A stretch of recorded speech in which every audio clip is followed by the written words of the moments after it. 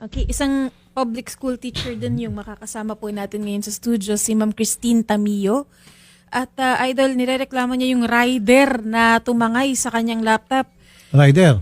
Pinadeliver, idol. Anong Opo. pangalan ng rider? Opo, si John TLDS? Versalinas na isang Lalamove rider po. Lalamove na naman! Grabe ito. Wala nang kadala-dala itong Lalamove. Oh, ito lahat ng mga Lalamove rider, kung ako sa inyo, medyo lipat-lipat muna kayo pag may time dahil meron akong gagawing hakbang na bibigyan koleksyon ito may-ari ng Lalamove. Tawagan ng DICT, ipa-down ko kayo itong apps ng Lalamove kasi walang kadala-dala. Buti pa yung mga iba pag nireklamo, Grab, Joyride, pupunta sa hearing yan. Itong Lalamove, hindi pumupunta to. Tigas ulo. Sige, Ma'am Christine, magandang hapon, salamat po sa pagpunta. Ikwento po yung inyong mapait na karanasan dito sa Lalamove. Nagpadala po ako ng laptop dun po sa Lalamove. Okay. Yung po yung pagmamayari ng aking co-teacher. Okay. Dahil hindi po ako pumasok, pinapadala niya lang po sa Lalamove yung laptop. So, Okay. pinadala ko po Okay. Ngayon po, dahil may sakit po ako, yung asawa ko po ang nag-abot sa Ito na po yun sa video. Ayan na, sa video, may video tayo. dun sa driver. So, Okay. inabot niya po. And then, after ilang hours po, hindi pa rin po daw po nakakarating dun sa co-teacher ko yung laptop. Ayun na, o nga, okay. Opo. Sinabit niya yung backpack, laptop ang naman noon. Opo, sir. Ayan. Yung Lalamove, nakachinelas lang. Violation yan, kung tutusin. And then yan, umalis na yung Lalamove. Hindi na nakarating. Opo, hindi na po nakarating. Ngayon po, agad ako sa mga pulis, nagpa-blatter and all po. Tapos po, yung pulis ko po, yung investigator po na pinuntahan ko, sir, sa cybercrime unit ng Cavite po, ay nag-email po sa Lalamove para po extract yung information ni Lalamove driver. So, na-extract po. Tapos, pinapili po ako ni sir kung gusto ko daw po muna pumunta sa barangay or rekta na po na warrant. Ngayon po, sa madaling salita po, pumunta po ako dun sa barangay po muna para makaharap po yung nandun po sa app. Tapos po, kiniklaim na pag-alaman ko po doon na parang kagawad po siya doon sa barangay na yun. Kagawad? Opo. Abay, tinamaan ng dobleng lintik ito. Anong sabi ni Kagawad nung makaharap niyo siya? Nung nakaharap ko po siya, sabi niya po ay 4 years na daw pong nalaglag or nawala yung cellphone na yon na hindi na po na siya ang gumagamit. Ngayon po, parang pangatlo or pang-apat na po ako na nagrereklamo sa pangalan niya doon sa app na po na yon na nawalan din daw Teka po. muna. Meron ba siyang blatter na patunay na talagang yun po, inireklamo na niya 2 or 3 times na dahil paggamit sa kanyang cellphone? Nung Nawala. tinanong ko po, sir, ang sabi niya po ay wala dahil nung nawala po ay pandemic daw po. So, hindi niya na parang ganun. 3 beses pandemic. Palaging dinadahilan yung pandemic. Okay, tapos po, ano sabi niya? Tapos po yun. Tapos po anong sabi po ni Kap ay kung ano daw po ang kung ba't ako nandun. So, para po makausap at hindi po agad siya mabigla na may warrant. Siyempre, Saan Kagawad po itong sa barangay 637 San Miguel, Manila po. Santa Ana. Santa Ana, Manila? Malapit po sa Mike Malacanang. Hindi niyo taga-barangay yun. Hindi po, taga Cavite po ako, sir.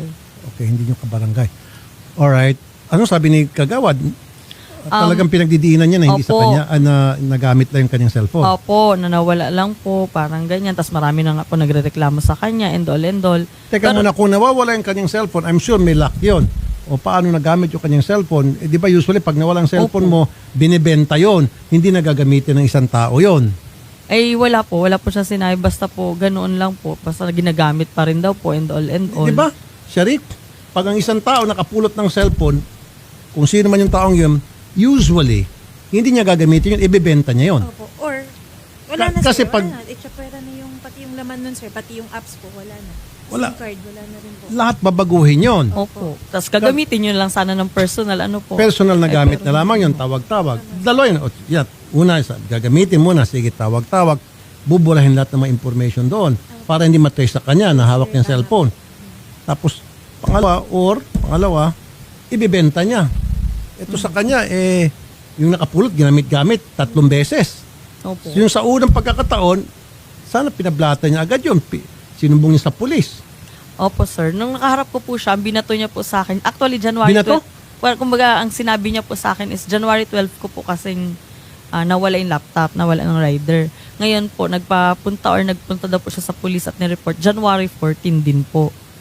Hindi, pero yung mga After 2 previous, days. anong ginawa niya? Wala daw po siyang ginawa. 3 beses na, 2 beses. Kasi pangatlo yun sa'yo. Opo, parang ganun. 2 beses, pinabayaan lang niya. Kasi sabi niya, ano raw, Basta nawawala lang pandemic. po. Opo, pandemic. Hindi ako maniniwala. Tell it to the Marines. Niloloko ng kagawad na ito. Kasuhan to si kagawad siguro. And then mag-produce siya ng mga ebidensya na hindi siya yun. Kasi nakapangalan sa kanya eh. Diba? Okay. DICT. Okay. Mamaya kausapin natin si Atty. Garrett. Atty. Carlo Murcia, Director 2, DICT. Magandang hapon po, Atty. Carlo. Good afternoon, Senator Rafi, and good afternoon to Ms. Tamillo. Ito pong reklamo laban sa Lala Move, hindi ko na po mabilang sa aking mga daliri kung ilang beses na itong isinumbong sa amin dahil sa samot-saring kalokohan, katiwalian, at ang lumalapit po ay yung mga kliyente nila. Anong magandang gawin dito, Attorney Murcia? Ilang beses din namin ito pinatawag sa mga hearing at hindi po sumisipot.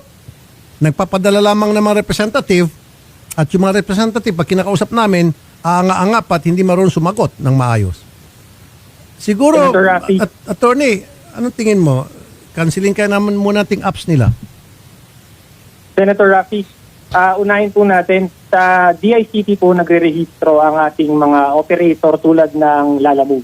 Mhm. So, according po sa Department Circular HRA 005, Series of 2025, Mhm. ang attributable acts po ng mga rider na nagre-represent po sa Lalamove ay offense committed by the operator themselves. Yun. Patay, tumbok. So, therefore, sir, Therefore, yung ginawang kalokohan ng rider na ng abuso sa kanyang duty as rider ng Lalamove ay attributable at magkakaroon po ng penalty kung napatunayang may penalty na may nagawang masama. Ang Lalamove po ang sasagot po nun. o paano sir kung paulit-ulit na lang, hindi na di ko na mabilang kung 7, 6, 8, 10, 11, 12. Talagang dami sir. Sir, So, anong magandang action? Pagpaulit-ulit po yun, sir, papasok po yun sa Section 51. Grave offense po siya, sir. Okay. Grave offense, gross neglect of duty resulting in damage to or pecuniary loss suffered by the mailing public.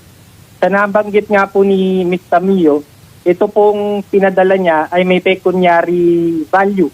At ito po, hindi ako nagkakamali, ay laptop po worth 50,000 nga po. Opo. At paulit-ulit nga po ito at maaari pong pasok po ito as grave offense po ng isang operator tulad ni Lalamove, Mr. Senator. So, kung grave offense, ano po yung pataw na parusa dito, sir? Sa ano po, penalties po, Rule 14, Section 54 po. The following are the penalties that may be imposed depending on the facts and circumstances of each case. Number 1, suspension po ng kanilang authority to operate.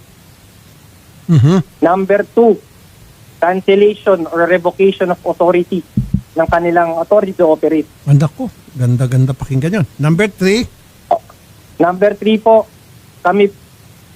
kapag nag-decide po si Ms. Tamillo na mag-file ng case, kami po ay magbibigay ng mga ebidensya. Based din po sa ibibigay niya sa aming reklamo, maaari pong itap po kami to prosecute for the offense, whether civil or criminal po. Tutulong po kami. ako nang bala sa laptop niyo, ma'am. Sagutin ko na lang yun. Kung talagang nagmamatigas to na mo, gusto ko makancel na lang. Tingin mo, okay ba sa iyon? Mananawagan ulit ako sa mga taga-Lalamove riders na mababait. Siyempre, hindi naman sila lahat salbahe. May mababait pa rin dyan. Lipat-lipat na kung may time. Ngayon pa lamang. Kasi talagang blacklisted na ito sa amin, itong Lalamove. Sandali lamang po, attorney ha. Attorney Garrett. Yes po, Sen. Magandang hapon po. Napakaganda itong narinig ko kay Attorney Carlo Murcia ng DICT. So, tama ba yun? At saka, bakit sa mga hearing natin, tigas ng ulo itong Lalamove, hindi umatin? Ay, ayun nga po, Sen. No? Sa unang yung tanong, tama po yun. Ang DICT po yung nag-regulate ng tinatawag nating PEMEDES o yung Private Express Messengerial Services. So, pwede po suspend and then later on revoke po yung authority to operate ng natin different platforms tulad ng Lalamove. Second, Senator, according to my personal notes, dito nga po, it did not appear po ang Lalamove sa last hearing natin ng mga TNVS. So, we've been trying our best, Senator, talaga, na makipag-ugnayan sa kanila to help them even make the law that would eventually regulate them. Pero non-participative po talaga, Sen, eh. Plus, Senator, karagdagang kaalaman lang po. Yung sinasabi po ni Kagawad, parehas po tayong nagdududa. Kasi may isa pong scheme dyan, Sen, sa Lala Move, kung saan yung mga tao bumibili ng mga active account, kaya po iba ang dumarating na rider kaysa dun sa nakarehistro. Yun. No? So, Madalas most likely, mangyari yan. hindi nalaglag, Senator, hindi po nalaglag ang cellphone. Binenta po Hindi siguro. ako naniniwala. Sabihin niya, maski nga kindergarten, hindi maniniwala. Sasabihin, niloloko mo ako, Kagawad. Tayo pa kaya. Opo. Kaya Tele to the Marines nga po talaga, Senator. Ang aking hinala, binenta niya yung account na yon at iba na ang gumagamit para po makapang-scam. So, si Kagawad pwede natin kasuhan dito. And then, bahala na siya magpaliwanag sa korte. Tingnan natin kung kaya niya pa panindigan sa korte, patunay na hindi talaga siya yon.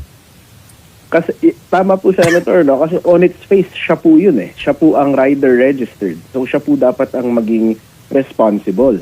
Mukha niya, pangalan niya, identity niya, ang nag-engage doon sa service po, no? Ng At saka yung pag-transfer sinasabi ng- niya na twice na raw nangyari yon na ginagamit Opo. yung pangalan niya, nagrereklamo, anong ginawa niya? Hindi ba siya nagpa-blatter sa mga pulis? Hindi ba siya nag-ingay, nag-post sa social media na ginagamit pangalan ko, etc. He should have done anything or something, but he did not. So, which means Tama to say, at ginagamit lang niya palusot tulad ng iba, ay yung pandemic. Para sa akin, nagsisinungaling to. So, dapat prove niya sa korte na hindi siya nagsisinungaling. Sampa natin ang kaso to. Itong Tama po, Senator. And better yet, pwede niya naman pong ipa-deactivate yung kanyang account sa Lala Move. Pero hindi niya po ginagawa. So, nakakapangduda po talaga. Isa pa yon. Pwede niya i-deactivate. Yung pinapalabas niya, nahulog. Anong ginawa mo? Wala lang. O di, kung kasi sabi ko nga, usually kapag yung cellphone mo nawala o ninakaw, ang ginagawa nung nakapulot o nagnakaw, agad-agad binebenta o dili kaya binubura lahat ng mga information doon, mga apps and all, para magamit. Opo. Walang trace. Tama po. Which he didn't Tama do. po. Everything is the same. So niloloko tayo ni Kagawad. Sino to? Kagawad. Kagawad. Ano po, sir? Si Rafi Tulfo po ito, Kagawad. Sa Wanted sa radyo po tayo. Opo. Kagawad, pasasampahan namin kayo ng kaso, and then i-prove nyo na lang po sa korte na talagang hindi po kayo may-ari ng cellphone at nagamit lamang po. Kasi hindi ka panipaniwala po yung inyo pong pinaliwanag dito kay Ma'am Christine Tamio. Hindi kami naniniwala. Ano po, sir? Ito po yun. Ano pa? May ibigin naman po ko na hindi po ko yun. Kasi po, dahil po sa Lala Move, dahil January 11, i-report po ako na yung account ko na po. Ako, January 11 po na wala yung laptop ni Ma'am. Naka-upit po ako ng Lala Move. Then po, sabi ko, Ma'am, bakit po ito po yung laptop ko? Nakakuha ako ng booking inyo. Itinakap ko ko ng 11. Sandali, Sarah.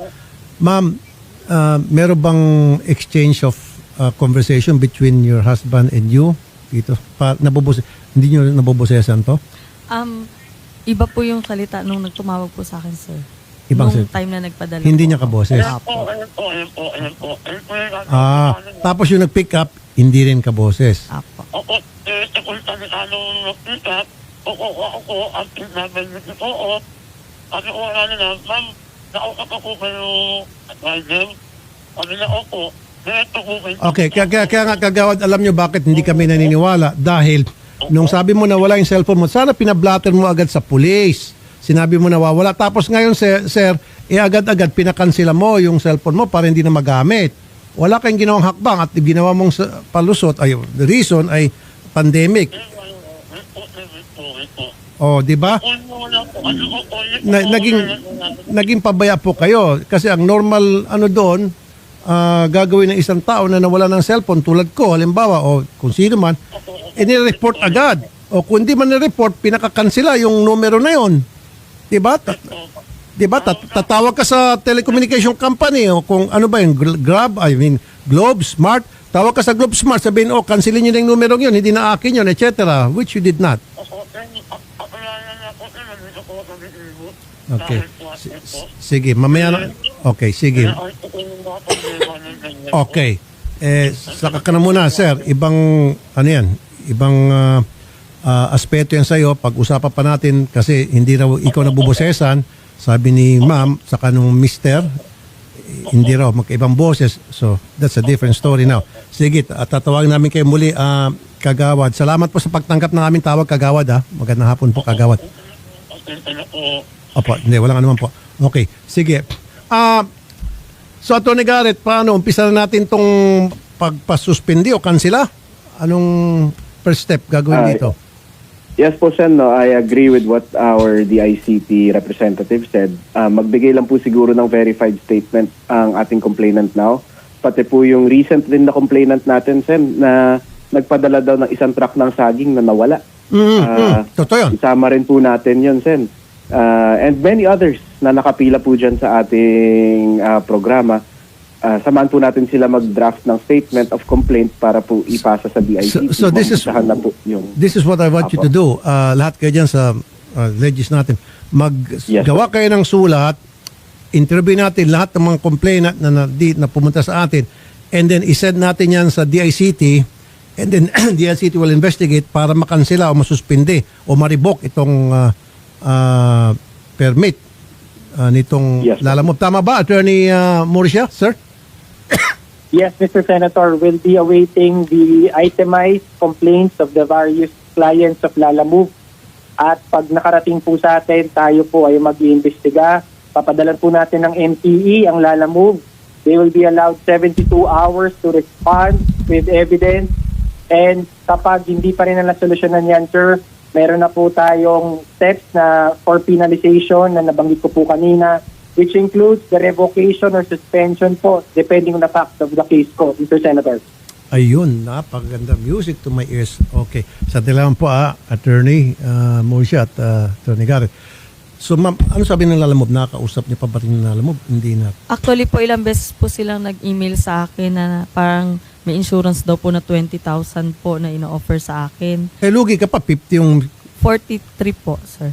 Ay ngayon po, pag daw po tinanggap ko yung 20,000 na yon, parang close deal na yon. Parang wala na po talagang kaso, wala nang habulin, pati tao nila, kumpanya nila. wag. Ganito na lang. Palitan ko na lang yung laptop mo. Ako nang bahala. Tuloy mo ang kaso dito. Kasi kung kung nabayaran ka ng 20,000, hindi ka na magiging complainant nila. Opo, sir, hindi ko po tinanggap. Wag. Laptop po nila yan sa school, sir. Ay, Nung auditor ko po. bukas na bukas may bago ka na laptop. Anong brand po ito? Sagot Huawei ka. po, sir. Game. Done. Sige po. Bukas na bukas may bagong laptop na kayo. Thank you. Wag ko kayo makipag-areglo dito sa Bigyan natin leksyon tong Lalamove. Lalamove, mga riders ay mababait. Lipat-lipat na kayo. Kung ako sa inyo, alam nyo na, nakikinig kayo kanina, sinasabi ni Attorney Murcia ng DICT. Sige ma'am, good na yan yung Huawei na laptop, papalitan ko tomorrow. Thank you. Huwag kayo makipag-areglo, ha? Salamat po sa pagpunta, Thank ma'am, you ha? po. Okay, Attorney Carlo Murcia, sir, maraming salamat po, ha? Hintayin niyo po yung sulat manggagaling sa opisina ko, sir. Attorney Yes, Murcia. Mr. Senator. Thank you. Salamat po at pinagbigay alam niyo po sa amin to. Salamat po. Thank you po talaga. Attorney Garrett, ha? Umpisa na Yes yung po, sulat. Senator. Investigasyon natin. Sige, thank you, Attorney Opo. Garrett. Opo, Sen. Okay po. Ayan, di ba? Yes. Opo. Sir, may message po yung Lalamove sa atin. Ano message? We acknowledge the complaint of Miss Christine Tamillo kasi nag-message po tayo sa kanila. Regarding her delivery last January 12, we take this matter seriously as any report of an undelivered item is a grave concern. The investigation is ongoing and we are cooperating with the proper authorities.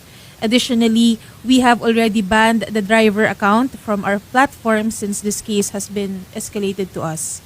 Lastly, we would like to confirm that the client will receive compensation in accordance with our policies as Lalamove provides Sandali, goods. stop mo muna. In accordance with their policy, which is only 20,000.